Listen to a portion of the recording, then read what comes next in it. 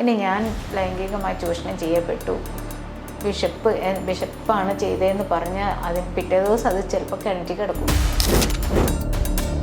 Franco ഒരിക്കൽ പറഞ്ഞ എൻ്റെ പ്രോപ്പർട്ടിക്കകത്ത് എനിക്ക് ഇഷ്ടമുള്ളപ്പം കയറാം, എൻ്റെ പ്രോപ്പർട്ടിയിൽ എനിക്ക് എന്തും ചെയ്യാമെന്ന്. 1973 ശേഷം കൊല ചെയ്യപ്പെട്ട സിസ്റ്റേഴ്സിൻ്റെ എണ്ണം എടുത്തിട്ടുണ്ടെങ്കിൽ 10-30ഓളം വരുന്നുണ്ട്.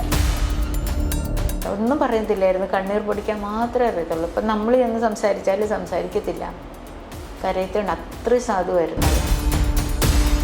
ഫ്രാങ്കോ ഇതിന് കോടതിയിലേക്ക് വന്നുകൊണ്ടിരുന്ന ഫ്ലൈറ്റിൽ, മീൻസ് പഞ്ചാബിൽ നിന്ന് ജലന്ധറിൽ നിന്ന് ഇങ്ങോട്ട് പോകുന്നു, ആർഭാട ഹോട്ടലുകളിൽ താമസിക്കുന്നു, ഭക്ഷണം കഴിക്കുന്നു, സൗഹൃദങ്ങൾ നിലനിർത്തുന്നു, ആലോചനകൾ നടത്തുന്നു, ഹൈ ക്ലാസ് ലൈഫ്, പ്രൊമോഷൻ.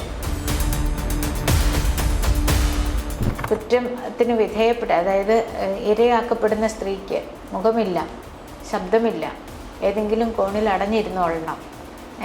പിന്നെ ഒരു യാത്ര ചെയ്യാൻ പറ്റില്ല, ഒരിടത്തോട്ട് ഒരാളുടെ മുമ്പിൽ ഇറങ്ങാൻ പറ്റില്ല, ഒരു ജോലി ചെയ്യാൻ പറ്റില്ല, പുറത്തിറങ്ങി ഒരു ജോലി ചെയ്യാൻ ആരും ജോലി കൊടുക്കില്ല, കാരണം ഇവരിങ്ങനത്തെ സ്ത്രീയാണ്. തുറന്ന് പറയരുതെന്ന് എനിക്ക് പറയാൻ പറ്റില്ല, പക്ഷെ സഹിക്കാൻ പറ്റുമെന്ന് ഉറപ്പുണ്ടെങ്കിൽ മാത്രം തുറന്നു പറയാ എന്ന് പറഞ്ഞു വെക്കുമ്പോൾ തന്നെ നമുക്കതിൻ്റെ എന്താ പറയുക, അതിൻ്റെ ആഴം. പിന്നെ ബലാത്സംഗം ചെയ്യപ്പെട്ടു എന്ന് പറയുമ്പോൾ തന്നെ നമ്മുടെ സൊസൈറ്റി നമ്മളെ ആക്ഷേപിച്ചു കഴിഞ്ഞു.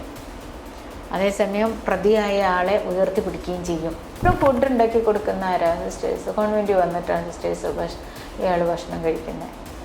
ഞാനൊക്കെ അതത്ര ഈ ഒരു സംഭവത്തിന് ശേഷമെങ്കിലും കോൺവെൻറ്റ് കയറ്റാതിരിക്കണ്ടേ ഫുഡ് കഴിക്കാൻ വേണ്ടിയിട്ട് 4 നേരവും. എന്നിട്ട് ഇപ്പോഴും സിസ്റ്റേഴ്സ് വെച്ച് വിളമ്പി കൊടുത്തോണ്ടിരിക്കുക. അതോ മറ്റ് സിസ്റ്റേഴ്സിന് കൊടുക്കുന്നതിനേക്കാളും നല്ല ഫുഡ് എടുക്കണ്ടേ? നമ്മളെ പ്രലോഭിപ്പിക്കാൻ നോക്കുക, തൊടാൻ നോക്കുക, അത് പറയുക, അങ്ങനെയൊക്കെ നമ്മൾ ലൈഫിൽ വന്നിട്ടുണ്ട്. ഈ പുരോഹിതന്മാർ തന്നെ വന്നിട്ടുണ്ട്. തലച്ചോറ് പോലും എൻ്റെ അപ്പുറത്തേക്ക് അത്രയ്ക്കും ഭയത്തോടും ബഹുമാനത്തോടും കൂടി ആണ് ഈ മനുഷ്യരുടെയൊക്കെ മുമ്പിൽ ഇവർ നിൽക്കുന്നത്. അതെങ്ങനെ ആകുന്നതെന്ന് എനിക്കറിയത്തില്ല. ഒന്നാമത് അവർക്കൊരു എക്സ്ട്രാ റീഡിങ് ഇല്ല, രണ്ടാമത് കോടതിയായിട്ടുള്ള കാര്യങ്ങളെ തകർന്നടിഞ്ഞ് നിൽക്കുന്ന ഒരു സ്ത്രീയാണ്. വളരെ വല്ലാത്തൊരു മാനസികാവസ്ഥയിലായിരുന്നു ഈ കഴിഞ്ഞ ദിവസങ്ങളിൽ. അതായത് അതിജീവിത, ഫ്രാങ്കോ മുളയ്ക്കൽ കേസിലെ അതിജീവിത പൊതുസമൂഹത്തിൽ വന്ന് ഞാനാണിത്, എനിക്ക് ഇന്നതാണ് സംഭവിച്ചതെന്ന് വളരെ സധൈര്യം മുന്നോട്ട് പറയുന്ന ഒരു കാഴ്ചയാണ് നമ്മൾ കാണുന്നത്. അതൊരു വെറുമൊരു തുറന്നു പറച്ചിലല്ല. പ്രത്യേകിച്ച് നടി ആക്രമിക്കപ്പെട്ട കേസിലെ വിധി വരുന്നു, അതാണ് എന്നെ ഇൻസ്പയർ ചെയ്തത് എന്ന് പറഞ്ഞുകൊണ്ട് പൊതുസമൂഹത്തിന് മുന്നിൽ വന്ന് പറയാൻ കാണിക്കുന്ന ഒരു ധൈര്യമുണ്ട്. ഒരു പക്ഷെ ഞാൻ ഉൾപ്പെടെ അത് കാണുന്നതും കേൾക്കുന്നതും വരെ ഒരു പരിധി വരെ അത്രയ്ക്കും പാവമായിരുന്നു അവരെന്ന് മനസ്സിലാക്കിയിരുന്നതേ ഇല്ല. പക്ഷെ ആ ഒരു തുറന്നു പറച്ചിലിനാണ് ശരിക്കും പറഞ്ഞാൽ എത്രത്തോളം ചൂഷണത്തിനകത്ത് അത് എന്താണെന്ന് പോലും മനസ്സിലാവാതെ, ഒരു വിധി വരുമ്പോൾ അതെന്താണെന്ന് പോലും മനസ്സിലാവാതിരുന്നൊരു സ്ത്രീയാണ് എന്ന് നമുക്ക് മനസ്സിലാവുമ്പോൾ വളരെ അതിശയമാണ് നമുക്ക് തോന്നുന്നത്.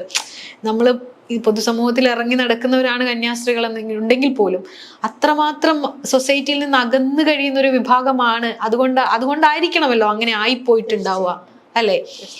അപ്പോ എന്താണ് ആ ഒരു തുറന്നു പറച്ചിൽ കേട്ടപ്പോൾ സിസ്റ്റർക്ക് തോന്നിയത്? എനിക്ക് അവരുടെ കാര്യങ്ങൾ കുറച്ചൊക്കെ അറിയാമായിരുന്നു. പിന്നെ ഞാൻ ഈ സിസ്റ്റേഴ്സിനെ ആദ്യം സപ്പോർട്ട് ചെയ്തത് തന്നെ എന്തുകൊണ്ടാണ്, എനിക്കറിയാം ഒരു സിസ്റ്റർ ഏതൊക്കെ മാനസികാവസ്ഥയിലൂടെ കടന്നു പോകുന്നുണ്ടെന്ന്. ഞാൻ ഇന്നലെയും എനിക്കൊന്നല്ല അവരുടെ സംഭവം ഉണ്ടായപ്പോഴോ കോൺവെൻറ്റ് ചേർന്ന ആളല്ല. അത്രയ്ക്ക് എനിക്ക് ധൈര്യം, അത്രയ്ക്ക് എനിക്ക് ഉറപ്പുള്ളത് കൊണ്ടാണ് ഞാൻ അവർക്ക് വേണ്ടി സംസാരിക്കാൻ വേണ്ടിയിട്ടാണ് വന്നത്. കാരണം സിസ്റ്റേഴ്സ് എത്ര നിസ്സഹായരാണ്, എല്ലാവരും അല്ല. അധികാരം കിട്ടുന്നവരും അധികാരം കൈക്കലാക്കുന്നവരും അല്ലാതെ ഒരു വിഭാഗവും. അത് എനിക്കറിയാം പേഴ്സണലി. ഒരു കാര്യം ഇപ്പം നമ്മൾ എന്താ ആകെ വായിക്കുന്ന കോൺവെൻറ്റിനുള്ളിൽ ആരോട് ഇടപെടുന്നേ?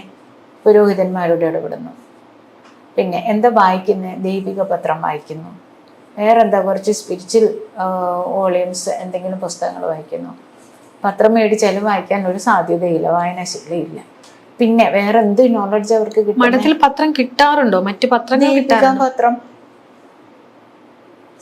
സഭയുടെ പത്രം, മറ്റു പത്രങ്ങളെല്ലാം ഇതിന്റെ സർക്കുലേഷന് വേണ്ടിയിട്ട് അതെല്ലാം നിർത്തി വെച്ചിട്ട് ഇതാണല്ലോ ഇപ്പം പറയുന്നത്. ഈ സിസ്റ്റേഴ്സ് എന്ന് പറഞ്ഞാൽ അത്രയും അവരെ ഏൽപ്പിക്കുന്ന കാര്യം ചെയ്ത് ആ ഒരു ചെറിയൊരു സർക്കിളിൽ മാത്രം ചിന്തിക്കാൻ അവരുടെ തലച്ചോറ് പോലും എൻ്റെ അപ്പുറത്തേക്ക് അത്രയ്ക്കും ഭയത്തോടും ബഹുമാനത്തോടും കൂടി ആണ് ഈ മനുഷ്യരുടെയൊക്കെ മുമ്പിൽ ഇവർ നിൽക്കുന്നത്. അതെങ്ങനെ ആകുന്നതെന്ന് എനിക്കറിയത്തില്ല, എന്നെക്കൊണ്ടാവില്ല. മീൻസ് നമ്മളിപ്പോൾ ഞാൻ ഇദ്ദേഹത്തെ കാണുന്നതും അല്ലെങ്കിൽ ഒരു ബിഷപ്പിനെ കാണുന്നതും എനിക്ക് രണ്ടും വലിയ വ്യത്യാസത്തിൽ കാണാൻ പറ്റില്ല. അതെങ്ങനെയും എനിക്ക് ആ ഒരു ഗുണം കിട്ടിയിട്ടുണ്ടായിരുന്നു. അപ്പം എൻ്റെ വീട്ടിൽ നിന്നായിരിക്കും. പക്ഷെ മറ്റുള്ളവരെങ്ങനെയല്ല, ഇവര് ഈ വിഭാഗത്തെ അത്ര ഭയഭക്തിയോടും ബഹുമാനത്തോടും കൂടിയാണ് കാണുന്നത്. അപ്പോൾ അവർ നിസ്സഹായരാ. അവർക്ക് ഒരു വാക്കിൻ്റെ അർത്ഥമോ ഇപ്പൊ തന്നെ മനുഷ്യാവകാശങ്ങൾ എന്തൊക്കെയാണെന്ന് അറിയത്തില്ല. Fundamental rights. എന്നെ ഭയങ്കര അതിശയപ്പെടുത്തിയത് ഫ്രാങ്കോ മുളയ്ക്കൽ കുറ്റവിമുക്തനാണ് എന്ന് പറഞ്ഞപ്പോൾ പോലും സിസ്റ്റർക്ക് മനസ്സിലായില്ല എന്ന് പറഞ്ഞപ്പോഴാണ് എനിക്ക് അതിന്റെ ഒരു വ്യാപ്തി എത്രത്തോളം ഉണ്ട് എന്ന് മനസ്സിലായത്. വെറുതെ വിട്ടു എന്ന് പറഞ്ഞപ്പോഴാണ് മനസ്സിലായത് എന്ന് പറയുന്നത്. എന്താണെന്ന് വെച്ചാൽ ഒന്നാമത് അവർക്കൊരു എക്സ്ട്രാ റീഡിങ് ഇല്ല. രണ്ടാമത് കോടതിയായിട്ടുള്ള കാര്യങ്ങളിൽ തകർന്നടിഞ്ഞു നിൽക്കുന്ന ഒരു സ്ത്രീ അവര്. പിന്നെ അതായത് അത്രമാത്രം പ്രതീക്ഷിച്ചത് കുറ്റവിമുക്തൻ എന്ന് പറയുമ്പോൾ ആദ്യമായിട്ടായിരിക്കും അങ്ങനെ ഒരു വാക്ക് കേൾക്കുന്നത്. നമ്മളങ്ങനെ കേൾക്കുന്നില്ലല്ലോ. പിന്നെ അവരുടെ കാര്യങ്ങളെല്ലാം അങ്ങനെയാ, തീരെ നിസ്സഹായ അവസ്ഥ. അതുകൊണ്ടാണ് എത്ര ബുദ്ധിമുട്ടുണ്ടായിട്ടും പറയാതിരുന്നത്. എനിക്കറിയാം. ഈവൻ ഞാനൊരു ടീച്ചറാണ്, ഒരു ഹൈസ്കൂൾ അധ്യാപികയാണ്. ഞാൻ ഒരേ സ്കൂളിലാണ് പഠിപ്പിക്കുന്നത് വർഷങ്ങൾ. അതായത് ഒരേ സാഹചര്യത്തിലുള്ളവർക്ക് എന്നെ എത്രയോ പേരൻസിന് എന്നെ അറിയാം. എല്ലാ കുഞ്ഞുങ്ങളുടെയും, ഞാൻ പഠിപ്പിച്ച കുഞ്ഞുങ്ങളുടെയും പഠിപ്പിക്കാത്ത പേരൻസിൻ്റെ സൊസൈറ്റിയിലുള്ള എല്ലാവർക്കും എന്നെ അറിയാം, തിരിച്ചറിയപ്പെടുന്ന ഒരാളാണ്. എന്നിട്ട് പോലും ഞാൻ ഈ സിസ്റ്റേഴ്സിനെ ഒന്ന് സപ്പോർട്ട് ചെയ്ത് സംസാരിച്ചതിന് എന്നെ ഉടനടി പുറത്താക്കാനുള്ള സ്റ്റെപ്സ് എടുക്കാമെങ്കിൽ ഒന്നുമില്ലാതിരിക്കുന്ന ആ കുട്ടികളോട് അവരെന്തെങ്കിലും ഒരു കാര്യം പറഞ്ഞാൽ എന്താ എടുക്കുന്നത്? ഇനി ഞാൻ ലൈംഗികമായി ചൂഷണം ചെയ്യപ്പെട്ടു, ബിഷപ്പാണ് ചെയ്തതെന്ന് പറഞ്ഞാൽ അതിന് പിറ്റേ ദിവസം അത് ചിലപ്പോൾ കിണറ്റി കിടക്കും. മനസ്സിലായോ? സഭ തന്നെ സപ്പോർട്ട് ചെയ്യും. ഇപ്പം സഭ ചെയ്യുന്ന ഏകദേശം സൂയിസൈഡിലേക്ക് അല്ലെങ്കിൽ അവരെ കൊന്നെന്ന് പറയുന്നതിന് തുല്യമാണ്. Murdered killers are the sisters of the congregation. അർത്ഥമുറിച്ച് കൊന്നിട്ടില്ലെന്നേ ഉള്ളൂ. അത്രയ്ക്കും. അതുകൊണ്ടാണ് നിസ്സഹായ അവസ്ഥ. ആ നിസ്സഹായ അവസ്ഥ എന്നോട് പലരും ചോദിച്ചിട്ടുണ്ട്.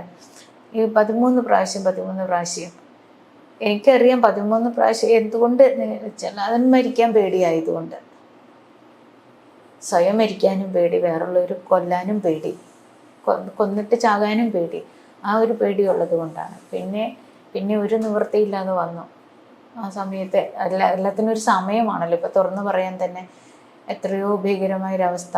തുറന്നു പറയാം ഒന്നും പറയത്തില്ലായിരുന്നു, കണ്ണീർ പൊടിക്കാൻ മാത്രമേ അറിയത്തുള്ളൂ. ഇപ്പം നമ്മൾ എന്ന് സംസാരിച്ചാൽ സംസാരിക്കത്തില്ല, കരയത്തുണ്ട്. അത്ര സാധുവായിരുന്നു അവര്. എത്ര തവണ സംസാരിച്ചിട്ടുണ്ട് സിസ്റ്ററുമായിട്ട്? ഞങ്ങളിങ്ങനെ കാര്യങ്ങളുടെ ഡീറ്റെയിൽസിലോട്ടൊന്നും പോയിട്ടൊന്നുമില്ല.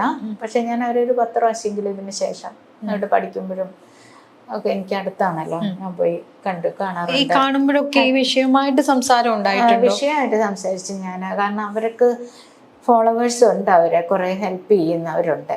വേറെ നൺസ് കൊണ്ട് വരുന്നുണ്ട്. വേറെ nuns means north Indian sisters.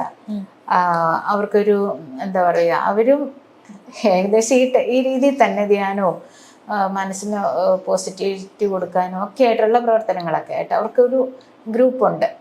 അപ്പോൾ പിന്നെ ഞാനൊരു ഇൻഡിപെൻഡൻ്റ് ആയിട്ട് നിൽക്കുന്ന, ഞാൻ അച്ചിരി ശ്രദ്ധിച്ചിട്ട് ഞാൻ അങ്ങനെയൊക്കെയുള്ള അതുകൊണ്ട് ഞാൻ ഡീപ്പായിട്ട് ഇറങ്ങിയിട്ടില്ല. പക്ഷെ എനിക്ക് കാര്യങ്ങളൊക്കെ അത്യാവശ്യം അറിയാം. പക്ഷെ ഒരു മനോബലം കൊടുക്കാൻ പറ്റില്ലേ നമുക്ക്? നമ്മൾ സംസാരിക്കുന്നത് തന്നെ അവർക്ക് കിട്ടുന്ന ഏറ്റവും വലിയ ബലമാണല്ലോ. അത് അവരെപ്പോഴും പറയാറുണ്ടായിരുന്നു.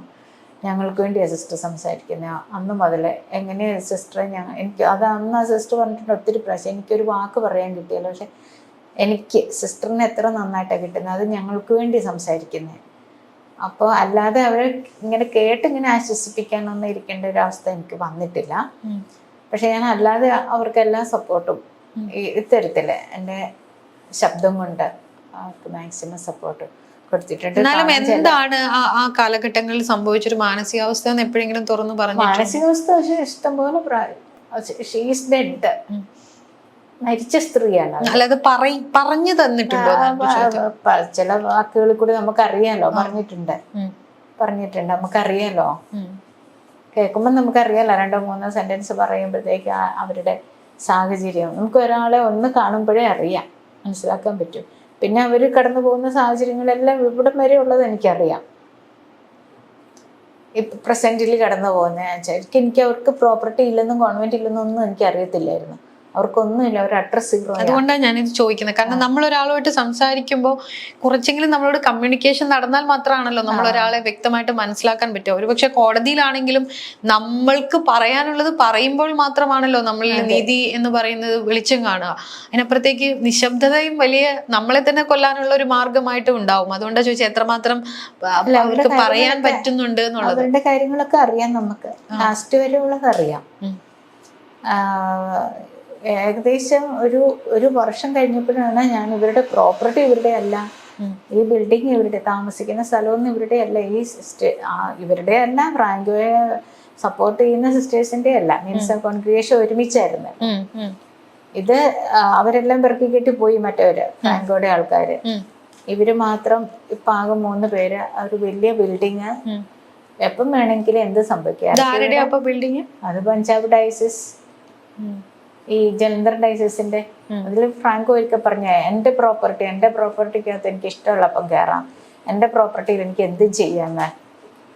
അക്വിറ്റലായിട്ട് ഓർഡർ വന്നതിന് ശേഷം പുള്ളി ഇറക്കി ആദ്യത്തെ വീഡിയോയിൽ പറയുന്നത്. അതിനുശേഷമാണ് ഞാൻ അതിനെക്കുറിച്ച് അന്വേഷിച്ചത്. എൻ്റെ വിചാരം മൊത്തം നമ്മളൊക്കെ ജീവിച്ചത് നമ്മുടെ സ്വന്തം ഗവൺമെന്റിന്റെ പ്രോപ്പർട്ടിയിലാണ്. ഇത് എഗ്രിമെന്റില് ഇത്ര കാലം ജീവിച്ചോ, ഇവിടെ പണിയെടുത്തോ, പറമ്പുണ്ട് 6 ഏക്കറുണ്ട്, അവിടെ പണിയെടുത്തോളം പറഞ്ഞ് ഒരു അഗ്രിമെന്റ് ഉണ്ടാക്കി അവിടെ ആ സന്യാസഭയിലെ കുറച്ച് സ്ത്രീകളെ അവിടെ താമസിപ്പിക്കുകയാണ്. അതല്ലാതെ സഭയുടെ അല്ല, ഈ സിസ്റ്റേഴ്സിന്റെ അല്ല, സിസ്റ്റേഴ്സിന്റെ കോൺഗ്രിഗേഷന്റെ അല്ല, അല്ല.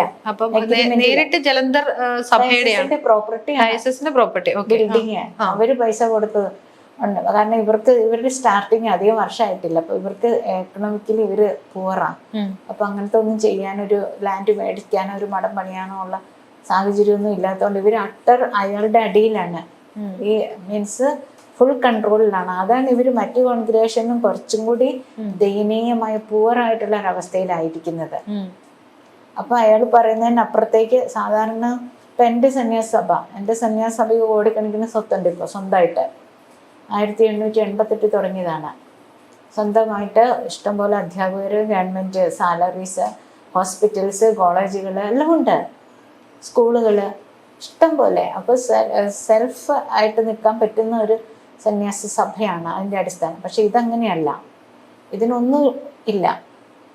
ഇതിൽ ഒരെണ്ണത്തെ പഠിപ്പിക്കുന്നത് അവരാണ്, പഠിപ്പിക്കാൻ പൈസ കൊടുക്കുന്നവരാണ്. അപ്പൊ ഒന്നും ആയിട്ടില്ലെന്ന് തന്നെ എൻ്റെ ഒരു വിശ്വാസം. എത്ര പേരുണ്ട് അവിടെ? ആകെ അതിനകത്ത് 100 താഴെ ആൾക്കാരേ ഉള്ളൂ.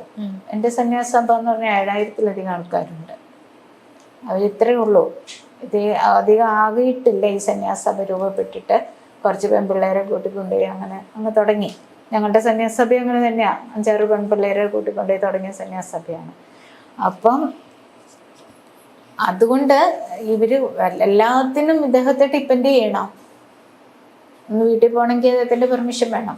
അങ്ങനെയായിരുന്നു, ഇപ്പോഴും അങ്ങനെ തന്നെ ആയിരിക്കും എന്നാണ് ഞാൻ കരുതുന്നത്. കാരണം ഒരു അല്ലാത്തൊരു പൊസിഷനിലേക്ക് സന്യാസഭ ഇൻഡിപെൻഡൻ്റ് ആയിട്ട് ആകുന്നത്ര കാലം അങ്ങനെ തന്നെ നിൽക്കേണ്ടി വരും.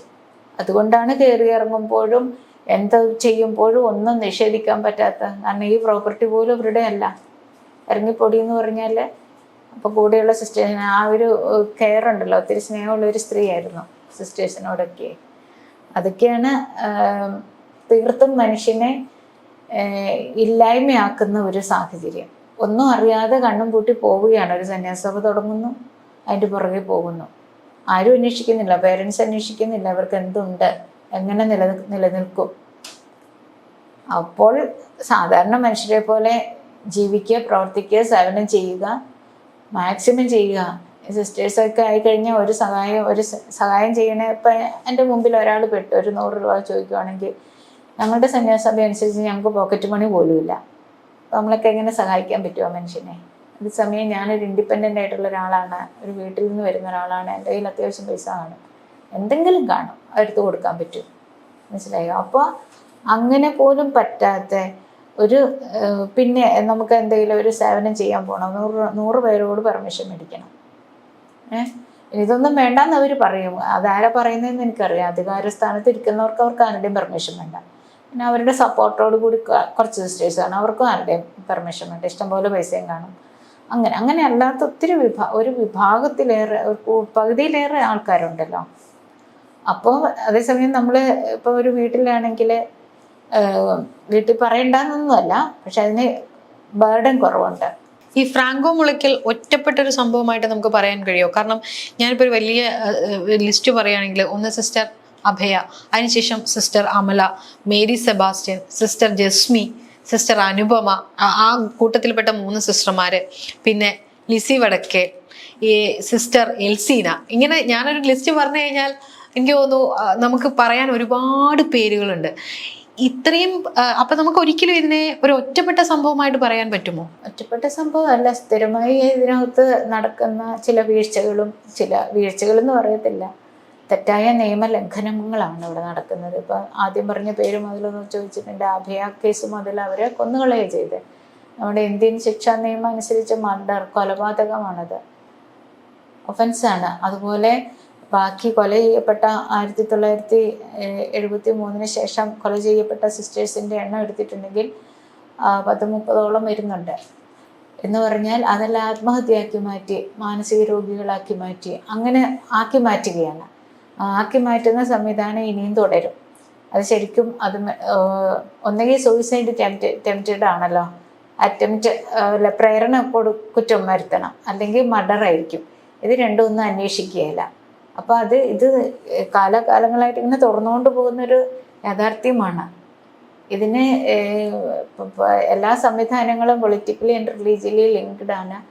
അതുകൊണ്ട് തന്നെ ഇങ്ങനത്തെ കാര്യങ്ങളിലൊന്നും നിഷ്പക്ഷമായ അന്വേഷണം നടത്താനായിട്ട് സമ്മതിക്കുകയുമില്ലാത്തൊരു പ്രഷറുണ്ട്. നടത്തണമെന്ന് ആഗ്രഹിക്കുന്ന ഉദ്യോഗസ്ഥർ കാണും, എവിടെയും ഒരു തെറ്റും കൂടാതെ അന്വേഷിച്ച് സത്യം കണ്ടെത്തുന്നത്. പക്ഷെ അവരുടെ മേൽ പ്രഷർ, അവർക്ക് ലൈഫ് മുന്നോട്ട് കൊണ്ടുപോകണമെങ്കിൽ അവർ ആ പ്രഷർ അനുസരിച്ച് നിൽക്കണം. അപ്പോൾ ഒന്നും തെളിയുന്നില്ല. തെളിയാത്തത്ര കാലം ഇവരുടെ മേലൊന്നും ആരോപിക്കരുതെന്ന് പറഞ്ഞ് നേരത്തെ പറഞ്ഞ ആ സങ്കീർത്തനം, കർത്താവ് അഭിഷേകിച്ചവരുടെ മേലൊന്നും ആരോപിക്കരുതെന്ന് പറഞ്ഞുകൊണ്ട് അവർക്ക് ഏത് കുറ്റകൃത്യവും ചെയ്യാം. ധാരാളം അനുഭവങ്ങൾ. ഇപ്പോൾ സിസ്റ്റർ ലാസ്റ്റ് പറഞ്ഞ എൽസീന, അവരുടെയൊക്കെ പേര് പറയുമ്പോൾ തന്നെ നമ്മുടെ ഹൃദയം വേദനിക്കുക. എത്ര ക്രൂരമായിട്ടാണ് കോൺവെൻറ്റിൽ നിന്ന് ഒരു സംഘം ആൾക്കാരെ പുറത്തുനിന്ന് കൊണ്ടുവന്ന് പിടിച്ചിട്ട് വലിച്ചിട്ട് മാനസിക ആശുപത്രി കൊണ്ടുപോയിട്ട് ഇഞ്ചക്ട് ചെയ്ത് രോഗിയാക്കി വീട്ടിൽ കൊണ്ടുവന്ന് ഇടാനുള്ള ശ്രമത്തിലായിരുന്നു. അത്രയ്ക്കും ഒക്കെ ചെയ്യാൻ അങ്ങനെ പറ്റും? അതാണ് നമ്മൾ ആലോചിക്കുന്നത്. എന്നിട്ട് ആ കൊച്ചിനെതിരെ കേസും കൊടുത്ത്, ആ സിസ്റ്റർ പെൺകുട്ടിക്കെതിരെ കേസ് കൊടുത്ത് നടക്കുവാണ് ഈ സിസ്റ്റേഴ്സ്. ഞാനവിടെ പോയിരുന്നു, കണ്ടു. ഞാൻ ആ സമയത്ത് ആ സിസ്റ്ററിനെ പുറത്താക്കിയ സമയത്ത് അറിഞ്ഞപാടെ ഞാൻ പോയി അവിടെ പോലീസ് സ്റ്റേഷനെ വിളിപ്പിച്ചു. ഞാനും കൂടെ ചെന്ന് വന്ന് അവിടുത്തെ പോലീസ് സ്റ്റേഷനിൽ. അപ്പോൾ ഇതൊരു പാവം, അതിൻ്റെ കൂടുതൽ ഞാൻ മറ്റേത് പറയണ്ടല്ലോ, എങ്ങനെയായിരിക്കും ഞങ്ങളുടെ സുപ്പീരിയേഴ്സൊക്കെ ഇരിക്കുന്നതെന്ന് തന്നെ ഒരു 6-7 എണ്ണം വന്നിരിക്കുന്നു. ആർക്കാ സപ്പോർട്ട് കിട്ടുക? അവിടെ ആ കോൺവെന്റിന് പ്രൊട്ടക്ഷൻ കൊടുത്ത പോലീസ് നിൽക്കുക.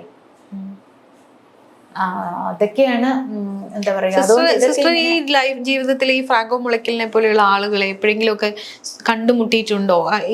അങ്ങനെ ഒരു സാഹചര്യങ്ങളൊക്കെ ഫേസ് ചെയ്യേണ്ടി വന്നിട്ടുണ്ടോ? ഞാൻ പറഞ്ഞില്ലേ, ഞാൻ ഒരു ഭയങ്കര സംഭവമായിട്ട് അവരെ കാണാറില്ല, ഉള്ളത് തുറന്നു പറയാലോ. അത് ഞാൻ എൻ്റെ സന്യാസി വീട്ടിൽ നിന്നും കണ്ടിട്ടില്ല. സാധാരണ ചൂഷണം ചെയ്യുന്ന ആളുകളെ ഞാൻ ചോദിക്കുന്നത്. നമുക്ക് നേരിട്ട് കാണാൻ പറ്റിയിട്ടില്ല. നമ്മുടെ ചെറിയ ലൈഫിൽ ഇങ്ങനെ തോണ്ടാനും പിടിക്കാനും ഒക്കെ വന്നിട്ടുള്ളവരെ അല്ലാതെ സാധാരണ അല്ലാണ്ട് ബിഷപ്പും, ഒന്നാമത് എനിക്ക് അവരുമായിട്ടൊന്നും ഒരു കണക്ഷനും ഇല്ല. ഞാൻ അങ്ങനെ അവരെ നമ്മൾ പള്ളിയിൽ പോകുന്നു, കുർബാന കഴിഞ്ഞ് പോരുന്നു എന്നല്ലാതെ അങ്ങനെ സ്കൂളും കൂടെ ആയതുകൊണ്ട് അങ്ങനെ തപ്പി പള്ളിയിൽ നിൽക്കേണ്ട കാര്യമൊന്നുമില്ല നമുക്ക്. അതുകൊണ്ട് തന്നെ നമുക്ക് അങ്ങനത്തെ ഒരു ഫേസ് ടു ഫേസ് അവരെ ഒന്നും കാണേണ്ടി വന്നിട്ടില്ല. പക്ഷേ നമുക്കറിയാം, നമ്മൾക്ക് ഈ കോൺവെൻറ്റിലെ മറ്റു കാര്യങ്ങളൊക്കെ നമുക്കറിയാമല്ലോ. എപ്പോഴും ബിഷപ്പുമാർ സന്ദർശിക്കുന്നു, എല്ലാവരും കൂടെ ചെല്ലുന്നു, പിന്നെ ഫ്രണ്ട്സിനെ കാണാൻ വരുന്നു, അങ്ങനെയൊക്കെ ഇഷ്ടംപോലെ നടക്കാറുണ്ട്. നമുക്കത് ഫേസ് ടു ഫേസ് വന്നിട്ടില്ല. അങ്ങനത്തെ ഒരു ദുരനുഭവം ജീവിതത്തിൽ ഉണ്ടായിട്ടില്ല. അതാ ഞാൻ പറഞ്ഞ, ചെറിയ ചെറിയ സാഹചര്യങ്ങളൊക്കെ വന്നിട്ടുണ്ട്. നമ്മളെ പ്രലോഭിപ്പിക്കാൻ നോക്കുക, തൊടാൻ നോക്കുക, അത് പറയുക, അങ്ങനെയൊക്കെ നമ്മൾ ലൈഫിൽ വന്നിട്ടുണ്ട്. ഈ പുരോഹിതന്മാർ തന്നെ വന്നിട്ടുണ്ട്. എൻ്റെ പുസ്തകത്തിൽ അതെല്ലാം കൃത്യമായിട്ട് പറഞ്ഞിട്ടുണ്ട്. പക്ഷേ അതിലൊക്കെ നമ്മളെ ഭാഗ്യം കൊണ്ട് നമ്മളെ വലിയ അപകടമൊന്നും കൂടാതെ നമുക്ക് രക്ഷപ്പെടാൻ പറ്റിയിട്ടുണ്ട്, ചെറിയ ചെറിയ ഇഷ്യൂസൊക്കെ. പക്ഷേ ഇങ്ങനെയാണ് അവർ തുടങ്ങി വെക്കുന്നത്. അതിലേക്ക് നമ്മൾ വീണ് പോകും. എത്ര എത്ര സാഹചര്യങ്ങൾ നമ്മുടെ എൻ്റെ കർത്താവിൻ്റെ നാമത്തിൽ നിന്നുള്ള പുസ്തകത്തിൽ ഞാൻ പലരുടെ അനുഭവം അറിയാവുന്നൊക്കെ ഞാൻ പറഞ്ഞിട്ടുണ്ട്. പിന്നെ ഇതുപോലെ ഞാൻ പറഞ്ഞില്ലേ, ഇപ്പം ആ സിസ്റ്റർ അന്ന് ലാസ്റ്റ് സിസ്റ്ററിനെ ചൂഷണം ചെയ്തത് സിസ്റ്റർ പറഞ്ഞ അനുസരിച്ചാണെങ്കിൽ പുള്ളി അദ്ദേഹത്തിൻ്റെ ബിഷപ്പിൻ്റെ ഈ ഇടുന്ന ആ വെള്ളവസ്ത്രം ഉണ്ടല്ലോ, അത് അവിടെ കുറവിലങ്ങാട് താമസിച്ചിട്ട് പർപ്പസ്ഫുള്ളി രാത്രിയിൽ അത് തേച്ചെടുത്ത് കൊണ്ടുവരാൻ ഓർഡർ കൊടുത്തു. സിസ്റ്റേഴ്സ് അത്രയും പേടിച്ച് നിൽക്കുന്നേ. ഞാനല്ല കേട്ടോ, ഞാൻ പറഞ്ഞ ഞാൻ തരാൻ സൗകര്യമില്ലെന്ന് പറയും. ഇപ്പോൾ രാത്രി ഉറങ്ങാനുള്ള സമയമാണെന്ന് പറയും. അപ്പോൾ ഇവരെങ്ങനെയല്ല, ഇവർക്ക് എല്ലാത്തിനും ഡിപ്പെൻഡ് ചെയ്തില്ല. അപ്പോൾ ഈ കൊച്ച് അങ്ങനെ ഇതുകൊണ്ട് ചെന്നപ്പോഴാണ് നിസ്സഹായ അവസ്ഥ. എന്നാൽ ഇറങ്ങി ഓടത്തില്ലെന്ന് വെച്ചാൽ ഇറങ്ങി ഓടത്തില്ല, ഇതുപോലത്തെ ഭയങ്കര അന്തരീക്ഷം. അപ്പോൾ ഞാൻ പറയുന്നത്, ഞാനൊരു ബിഷപ്പിൻ്റെയോ ഒരു പ്രീസ്റ്റിൻ്റെയോ ഒരു തുണി എടുത്ത് നടക്കും, അങ്ങനത്തെ ഒന്നും ഞാൻ ചെയ്തിട്ടില്ല. ഒന്നാമത് എനിക്ക് സ്കൂളിൽ പോകേണ്ട ആവശ്യമുണ്ട്, നമ്മുടെ ബ്രേക്ക്ഫാസ്റ്റ് കഴിഞ്ഞ് നമ്മൾ പോകും. പക്ഷെ ഇതൊന്നും അല്ലാതെ നിൽക്കുന്ന ഒത്തിരി പേരുണ്ടല്ലോ, അവരത് ചിലരൊക്കെ അത് എൻജോയ് ചെയ്യും, ചിലർക്കൊന്നും അത് ഇഷ്യൂ അല്ല, ചിലർക്കൊക്കെ അത് പഠിപ്പിക്കുന്നത് ഇതൊന്നും കുഴപ്പമില്ല. ഈ അച്ഛന്മാരുടെ അല്ലെങ്കിൽ ഈ ഫാദേഴ്സിന്റെ വസ്ത്രങ്ങളൊക്കെ അവരുടെ അവിടെ തന്നെ അല്ല വസ്ത്രം കഴുകി ഉണക്കി തേച്ച് കൊണ്ടുപോകുന്നത്? അല്ല, പല രീതിയിലുണ്ട്. അത് ആശ്രമമൊക്കെ ആയിട്ട് ജീവിക്കുന്നവർക്ക് അവർ സർവൻസിനെ വെക്കുന്നുണ്ടാവുമേ, ലേഡീസിനെ ഇതിനൊക്കെ വേണ്ടിയിട്ട്, ലേഡീസോ ജെൻസോ. അല്ലാതെ ഇപ്പോൾ ഒരു പള്ളിയും ഒരു പുരോഹിതനും ഒക്കെ ആയിട്ടുള്ള എത്രയോ സ്ഥലങ്ങളിൽ സിസ്റ്റേഴ്സാണ് ഇപ്പോഴും ഫുഡ് ഉണ്ടാക്കി കൊടുക്കുന്ന. ആരാ? സിസ്റ്റേഴ്സ്. കോൺവെൻറ്റ് വന്നിട്ടാണ് സിസ്റ്റേഴ്സ് ഇയാൾ ഭക്ഷണം കഴിക്കുന്നത്.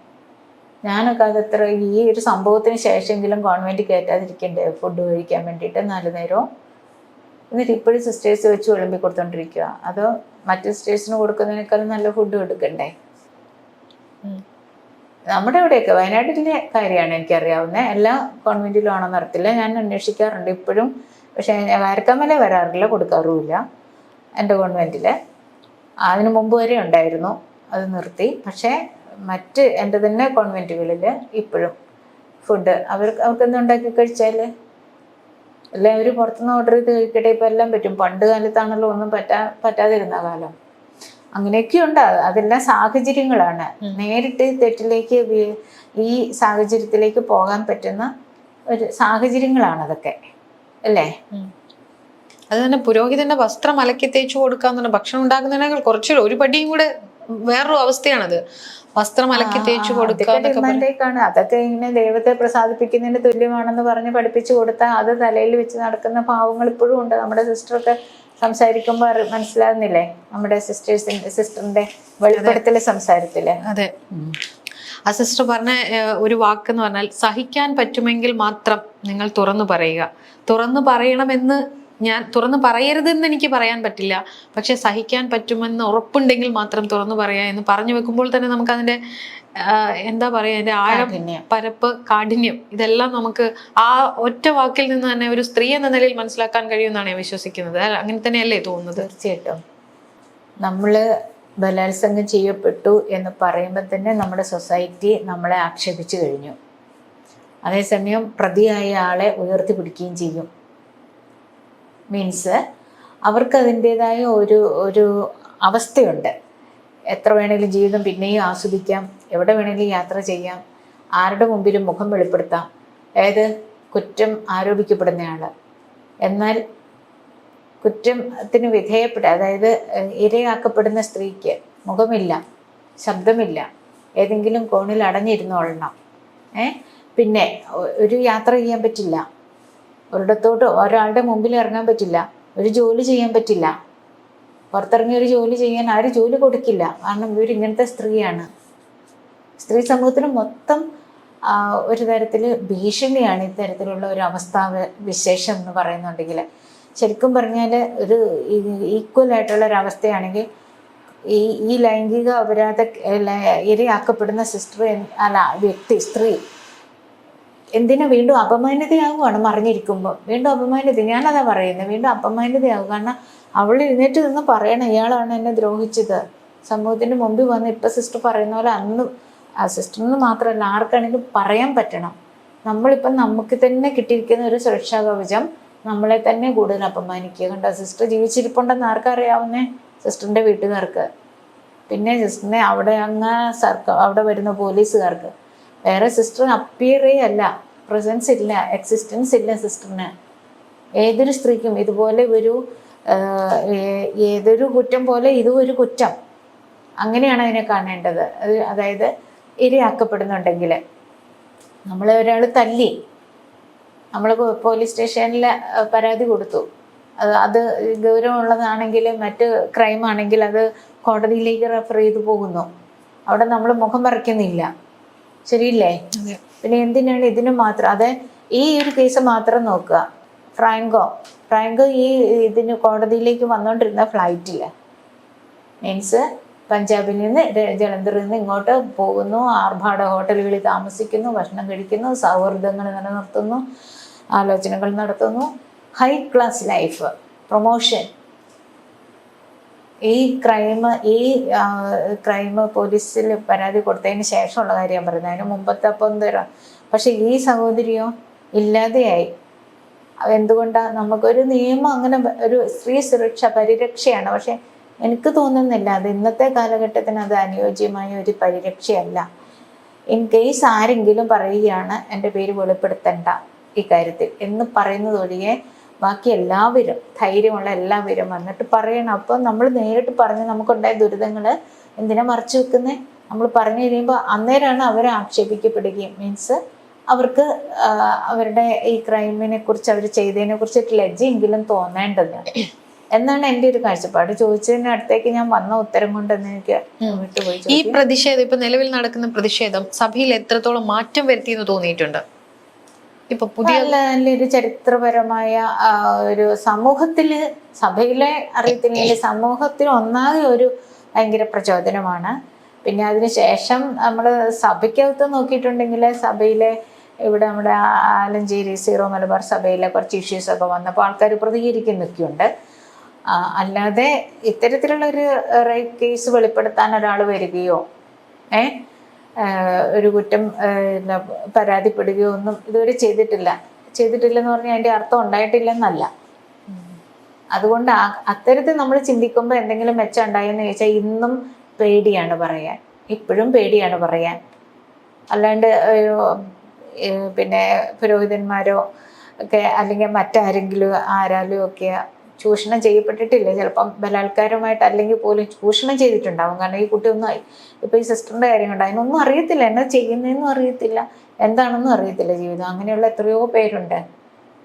നമ്മളൊക്കെ എപ്പോഴും നമുക്ക് ലൗകിക ജീവിതത്തെക്കുറിച്ചൊന്നും അറിയത്തില്ലല്ലോ. ഒരു പുരുഷന് സ്ത്രീ എന്നുള്ള ജീവിതത്തെക്കുറിച്ച് നമ്മൾ ഒരു ചെറിയൊരു ക്ലാസ് കണ്ട് തരുന്നതല്ല. അതായത് ചിലപ്പോൾ പുരോഹിതന്മാർക്ക് തിയോളജിയിൽ വലിയ ക്ലാസ് അതിനെക്കുറിച്ചല്ല. ഒരു വർഷങ്ങളിലെടുത്ത് സ്ത്രീയും പുരുഷനും എന്താണെന്നുള്ളതെല്ലാം കൃത്യമായിട്ട് പഠിക്കുന്നു, എല്ലാ കാര്യങ്ങളും പഠിക്കുന്നു. പക്ഷേ സിസ്റ്റേഴ്സിനെ സംബന്ധിച്ച് അങ്ങനെ ക്ലാസ്സുകളൊന്നുമില്ല. അതുകൊണ്ട് പല വാക്കുകളും അവർക്ക് പുതിയതാണ്. അപ്പം ഇതൊന്നും അവർക്കും ആ സമയത്തൊന്നും അറിവുണ്ടാവില്ല എന്ന് പറഞ്ഞാൽ ന്യായീകരിക്കുമല്ലോ ഞാൻ. പക്ഷേ അതാണ് ഞാൻ നേരത്തെ പറഞ്ഞ ചോദ്യത്തിൻ്റെ ഉത്തരം ഞാൻ പറഞ്ഞതാണ്. പിന്നീട് ഒരു കേസും പൊങ്ങി വന്നില്ലെന്ന് പറയുമ്പോൾ കേസില്ലാഞ്ഞിട്ടല്ല, നിവൃത്തിയില്ല, നിസ്സഹായരാണ് ഇപ്പോഴും. നമ്മളിപ്പോൾ നമ്മുടെ നടിയുടെ അവസ്ഥ ചിന്തിക്കും. അവരൊക്കെ എത്രയോ ഉന്നത സ്ഥാനത്തിരിക്കുന്നവരാ, മീൻസ് നമ്മളെല്ലാവരും ഈക്വൽ ആണെന്ന് പറയുമെങ്കിലും നമ്മുടെ രാജ്യത്ത് ഇപ്പോഴും ഈക്വാലിറ്റി ഒന്നും അത്തരത്തിൽ നിലനിന്നിട്ടില്ല. കുറച്ച് സ്വത്തും അല്ലെങ്കിൽ താരപരിവേഷമൊക്കെ ഉള്ളവരെ ഇപ്പോഴും നമ്മൾ വലിയതായിട്ട് തന്നെയാണ് നമ്മുടെ രാജ്യത്തിൻ്റെ ഒരു വീക്ഷണത്തിലിരിക്കുന്നത്. മീൻസ് ഞാൻ അവരെ അങ്ങനെ പറഞ്ഞത് അവർ റിച്ചാണ്, എല്ലാവരും തന്നെ അറിയപ്പെടുന്നവരാണ്. എന്നിട്ട് പോലും അവർക്ക് ഇങ്ങനെ ഒരു കേസ് കൊടുത്തപ്പോൾ ഉണ്ടായ ദുരനുഭവങ്ങൾ എത്രയോ അധികമാണ്. പക്ഷെ ആ ആക്രമണത്തെ ഭയന്ന് ഇപ്പോഴും മിണ്ടാതിരിക്കുന്നതാവാമെന്ന് തന്നെ കരുതുന്നു അല്ലേ? ഇതൊരു വലിയൊരു പ്രശ്നമാണ്. നമ്മൾ ഈ ലൈംഗിക ചൂഷണം എന്ന് പറയുന്ന അല്ലെങ്കിൽ ഈ സെക്ഷൽ അബ്യൂസ്, നമ്മൾ അത് പരാതിപ്പെട്ടാൽ മറ്റ് ക്രൈം പോലെയല്ല, വേറെന്തോ ഒരു പരാതിപ്പെടൽ പോലെ ആയി പോവുകയാണ്. ഇപ്പോഴും നമ്മുടെ സമൂഹം അതിനെ അങ്ങനെയാണ് കാണുന്നത്. എല്ലാ തെറ്റുകളും തെറ്റുകളാണ്. നമ്മുടെ ഇന്ത്യൻ ശിക്ഷാ നിയമത്തിൽ പറയുന്ന എല്ലാ തെറ്റുകളും ഒരേപോലെ തെറ്റുകളാണല്ലോ. പിന്നെ ഇതിന് മാത്രം അത് സ്ത്രീയെ വളരെ പർട്ടിക്കുലറി ബാധിക്കുന്ന ഒരു ഇഷ്യൂ ആയതുകൊണ്ട് അതിനെ സ്ത്രീകളെ അങ്ങോട്ട് കണ്ടമാനം സംരക്ഷിക്കാൻ നോക്കുമ്പം സ്ത്രീകൾ അങ്ങോട്ട് തീരെ ഇല്ലാതെയായി പോവുക. അവർ വീണ്ടും ബലഹീനരായി പോകുന്ന പോലെ എനിക്ക് തോന്നുന്നത്. ഞാൻ മനസ്സിലാക്കുന്നത്. അല്ലെങ്കിൽ അവർ പലരും മുന്നോട്ട് വരേണ്ടതാണ്. മുന്നോട്ട് വരാൻ സമ്മതിക്കുന്ന ഒരു സാഹചര്യം ഇപ്പോഴും നിലനിൽക്കുന്നില്ല. എനിക്ക് തോന്നുന്നു ഈ തുറന്നു പറച്ചിലുകൾ ഒന്നുകൂടെ ഭയപ്പെടുത്തുകയായിരിക്കും ചെയ്തിട്ടുണ്ടാവുമെന്ന് എനിക്ക് തോന്നുന്നു. തുറന്നു പറച്ചില് അങ്ങനെ നമുക്ക് പറയത്തില്ല. ധൈര്യം, ഒരു സോഷ്യൽ എഡ്യൂക്കേഷൻ തന്നെയാണ്. കാരണം ഇനി വരാൻ ഇങ്ങനെ മുട്ടി നിൽക്കുന്ന പിള്ളേരുണ്ടെങ്കിൽ അവർക്കതൊരു ഒരു മുതൽക്കൂട്ടും കൂടിയായി ഇതൊക്കെ കേൾക്കാനും അറിയാനും.